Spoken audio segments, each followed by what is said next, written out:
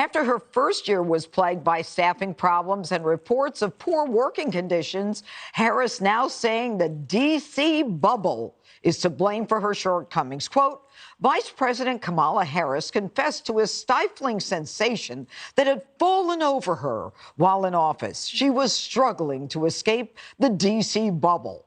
The vice president telling another close ally that she wholeheartedly wants to escape D.C., is completely zoomed out of virtual events and wants to do more in-person engagements. Okay, Geraldo. Yes, ma'am.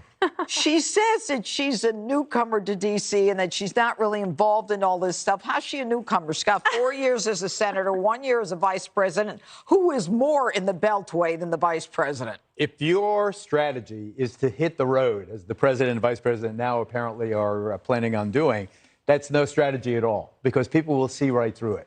They'll see that Kamala Harris is the one that said to the undocumented migrants, do not come. Do not come is not a policy either. I don't care what bubble she's in. I don't care what, bubbles are going to burst.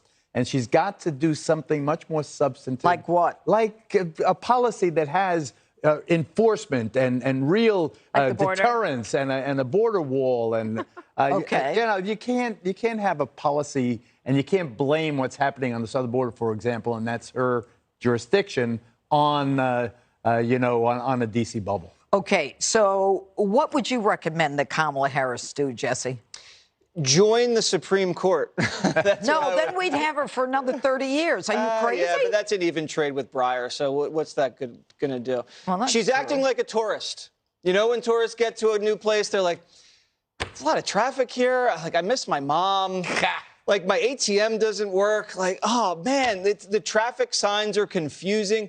This is America. What do you mean this is a D.C. bubble? She has her jet. She has a chef. Yep. She can move mountains if she wants to affect policy. Right. I like that bubble. That's a cozy bubble. I wouldn't try to get out of that bubble. And I'm sorry to say this, but many people are saying this. I'm not saying this, but many people are saying that this sounds like a typical female problem. Oh, she's talking. Jesse. I'm not saying that. I'm saying, but this is what people are telling me.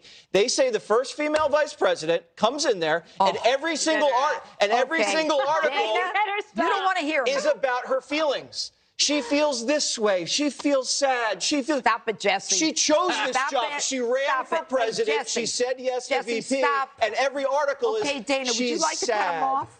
Okay, so here's the thing. Part of that is the media. Yeah. Right, because the media they know that you get clicks if you want to read about that. So that's partly that.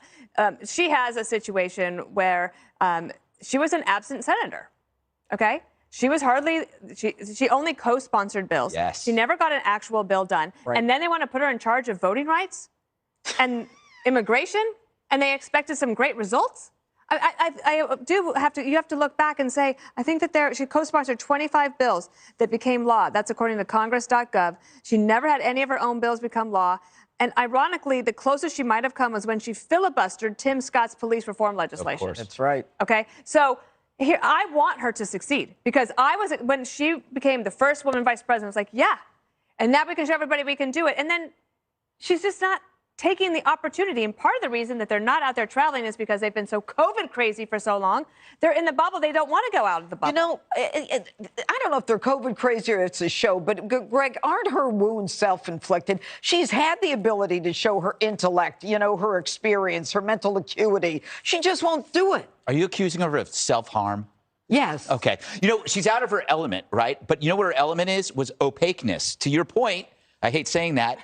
Lack of transparency allowed her to do her job because she wasn't doing her job. Now everybody's looking at her and we're finding out, my God, she's incompetent in a hilarious way. I mean, she's kind of harmless. She just doesn't do the job. She's not near any sharp objects. She can't blow anything up. But her next project, she should investigate the root causes of her own incompetence. Like that, they should send her back home, figure out what's wrong. The weirdest thing, though, is what a great topic and not covered on late night TV, except for my show. It's not on. They have a perfect person to make fun of, but they're so terrified of being called a racist or a sexist. Yeah. They can't go after what is just a bottomless pit of comedy.